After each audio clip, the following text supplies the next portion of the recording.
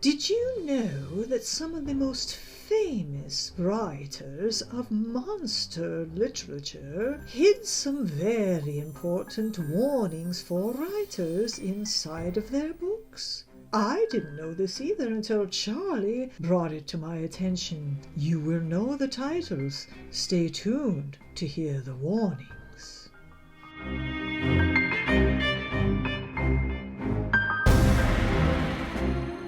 Warning number 1 comes from the very famous Frankenstein by Mary Shelley. Nothing is so painful to the human mind as a great and sudden change. Now, in the book, it is Victor Frankenstein that says these words, and he's referring to a change in the weather, but of course, that is a metaphor for the changes that are going on in his life. And I believe that this is a warning for writers about the changes that are constantly going on in our industry. First, it was the ability to self-publish much more easily than we ever had before, which we all hailed as a wonderful thing, but then all of a sudden, all of the extra tasks fell on our shoulders. And then, of course, recently, we have the changes involved with artificial intelligence. Oh, it is all very scary and perhaps, as Mary Shelley says, painful. Now, Charlie understands this one very well because spiders experience changes, I think, perhaps more often. I was down in the basement the other day, I have to say. I will cover Charlie's ears, vacuuming up the spider webs. Can you imagine if you're a spider and you've built up a nice little web and perhaps you have some little eggs in there, and then along comes someone like me with a big old machine going "Ree!" and vacuums them all up, and oh my goodness, where do you go then? I mean, talk about painful. That is a change that is very painful. So the question is, writers, how do we cope with this? What is Mary Shelley trying to tell us? My conclusion is that we must constantly be educating ourselves. We don't ever really arrive as writers. It just doesn't happen anymore. Things are changing too quickly. So what we have to do is make friends with change. I'm doing that at this very moment. I'm learning how to use AI. I have already found that it can be very beneficial when trying to polish up the copy that you put on the back cover of your book. It is also extremely helpful when it comes to generating ideas for a title, for a blog post, or a nonfiction book. So perhaps like Charlie's relatives, you can look at an improved location where you can build your web that will be less likely to be bothered by a vacuum cleaner. The second warning that Charlie referred to me comes from the very famous Dr. Jackal and Mr. Hyde by the amazing Robert Louis Stephenson. Here it is. The secret to happiness is a small ego and a big wallet. Good wine helps too. But that's not really a secret, is it? The first part of this sentence is the one that holds the warning for writers.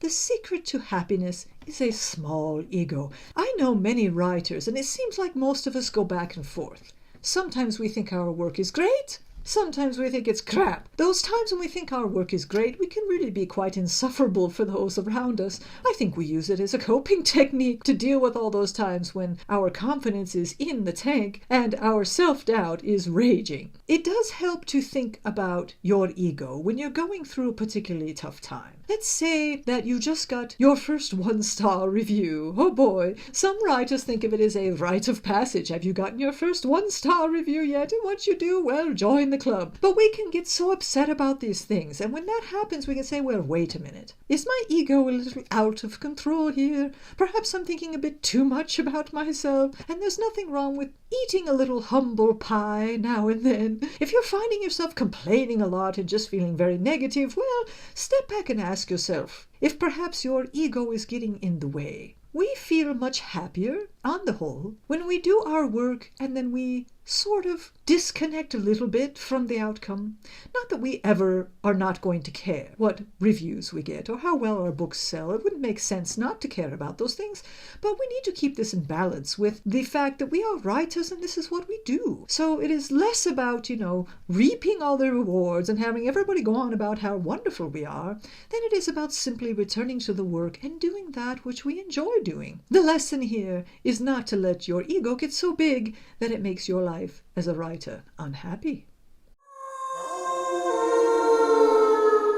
The third warning that Charlie suggested, and I have to tell you, I hesitated a little bit to include this one because personally, well, this one scares me perhaps more than any of the others we have on this list. The story is Hannibal by Thomas Harris. This Thomas, he knows how to write a villain, doesn't he? And Hannibal is a bad individual, no doubt. But he does have a quote buried within the book Hannibal that does hold a warning for writers. The worm that destroys you is the temptation to agree with your critics, to get their approval.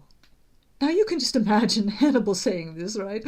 Perhaps over a plate of thigh stew. I think what he's trying to say is that we have to be careful that we're not modifying our actions to get others' approval. Where do we see this as writers? On social media, right? We see writers, jumping out of their skin, trying to do things so that people will like their posts. We see this throughout our society today, but it tends to plague writers a little bit more than others because we have to be on social media to market our work. At least that's what we think, and that's what our publishers tell us, and we all know that this is a way to reach readers. And so here we are, doing our little dog and pony show for all the people who are out there. Well, the danger is if we start caring so much about that we go away from our brand message. And the worst outcome would be if we actually start writing our stories based on the feedback we're getting from people around us. If readers come back to you and say, I would love if you did a book about such and such, or perhaps their feedback gives you an idea for a new book you might write, that's all well and good. But if they start criticizing your work, and then you modify your work simply to make those kind of people happy, hell, then you're going down a very dark path indeed. The idea is to write the best work you can write,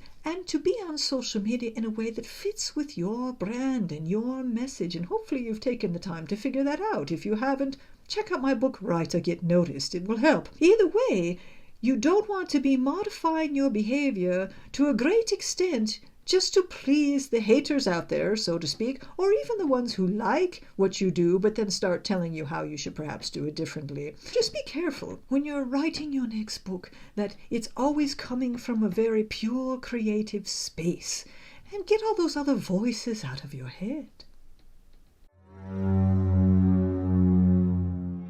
And the last warning comes from a very famous monster book, Dracula, by Bram Stoker himself. Let me share the quote with you, and then I'll give you a little bit more information about the circumstances. Here is the quote. There is a reason why all things are as they are. Now in the book, Dracula is talking about his castle. He has a visitor who is questioning where things are and how the castle's laid out, and Dracula says very, in his sort of seductive and mysterious way, there's a reason why all things are as they are. When we look at our situations as writers and how we're doing on the market and how things are going for us in our careers, we need to say to ourselves, there is a reason why all things are as they are. And that reason is staring at you in the mirror. This is a warning because so many times we authors tend to blame everything else. We blame the editors, we blame the publishers, we blame the marketplace. But the problem is, it is disempowering to blame everyone else. The only way that you can take your power back is to say, you know what? The only one in charge of things around here is me.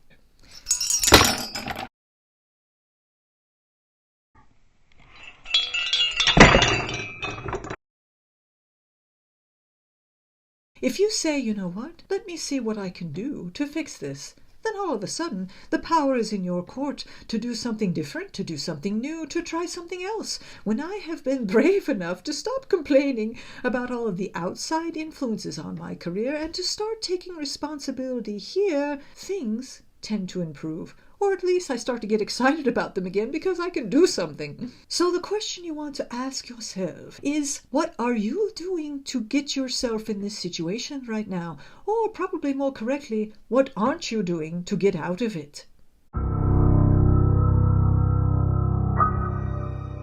So those are the 4 warnings that Charlie found in some of our most famous monster literature.